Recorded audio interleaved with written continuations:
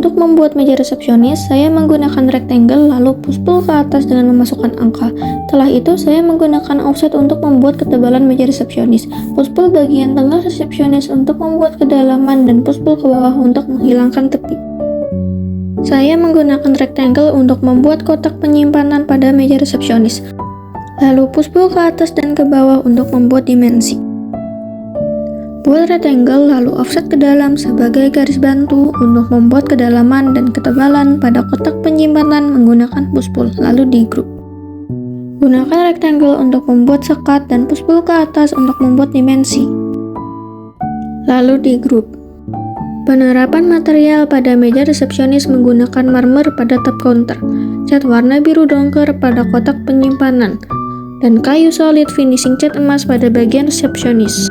Dalam pembuatan tampak furniture, saya menyalakan parallel projection pada bagian kamera dan view pada toolbar untuk akses cepat. Untuk tampak atas, pencet view top, belakang pencet view back, kanan right, kiri left, depan front. Untuk membuat tampak potongan, saya menyalakan section pada toolbar untuk akses cepat. Letakkan potongan pada bagian yang ingin dipotong. Lalu arahkan dan atur potongan menggunakan move. Pencet sisi view untuk memperlihatkan furniture yang sudah dipotong. Zoom untuk memperlihatkan detail potongan pada tampak potongan. Untuk membuat tampak aksonometri, atur posisi furniture 30 derajat dari sisi yang diinginkan. Lalu klik kamera, standard view, ISO. Untuk membuat cup, saya menggunakan rectangle lalu offset 1 cm untuk membuat garis tepi.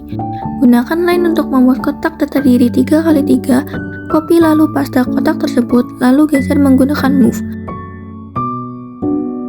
Gunakan teks untuk membuat tulisan pada cup. Atur ukuran, posisi, jenis teks pada tools next style.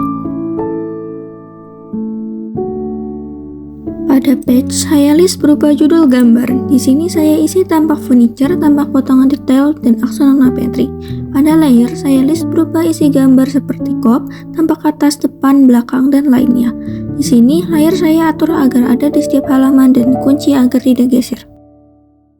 Untuk memasukkan gambar, klik file pada bar, klik insert, pilih file SKP. Setelah gambar muncul, pilih skin yang ingin digunakan pada SketchUp model pada bagian scene. Untuk merubah skala, klik ortho pada bagian kamera SketchUp model. Agar skala tidak berubah, checklist preserve scale. Untuk membuat dimensi, klik dimension pada toolbar, lalu arahkan pada sisi yang ingin diberi dimensi. Untuk mengatur satuan, posisi, arah, dan pengaturan lainnya terdapat pada dimension style. Untuk merubah M ke satuan mm pada bagian length.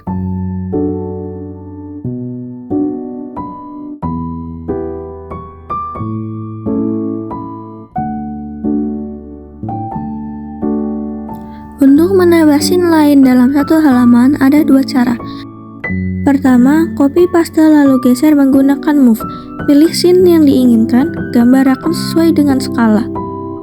Kedua, insert file SKP, atur ulang skala setiap scene yang diinsert. Lakukan hal yang sama dan atur posisi yang diinginkan. Setelah memasukkan scene, berikan dimension pada furniture. Di sini saya ada tampak yang mirip sehingga saya melakukan flip pada objek. Pertama, blok objek yang ingin di flip, klik kanan, pilih flip, lalu pilih flip ke atas atau ke samping. Setelah menambahkan scene dan dimension, saya ingin cek kembali apakah sudah sesuai dengan layer atau belum. Jika ada yang tidak sesuai, maka blok objek yang ini pilih, klik kanan, pilih move to layer, pilih layer yang dituju, maka objek akan masuk dalam layer tersebut. Untuk memberikan penamaan pada gambar, saya menggunakan lingkaran menggunakan tool circle, lalu garis lurus di tengahnya menggunakan tool pencil. Setelahnya, saya menggunakan teks untuk memberikan keterangan gambar dan skala. Di sini saya juga mengatur gambar agar tidak berdempetan. Setelah menyelesaikan halaman tampak, saya mengisi cup yang belum terisi menggunakan teks pada bagian judul gambar, skala, dan dosen. Sama dengan halaman sebelumnya, memasukkan gambar melalui insert pada file, pilih scene yang diinginkan, lalu atur skala yang diinginkan, berikan keterangan gambar dan dimensi.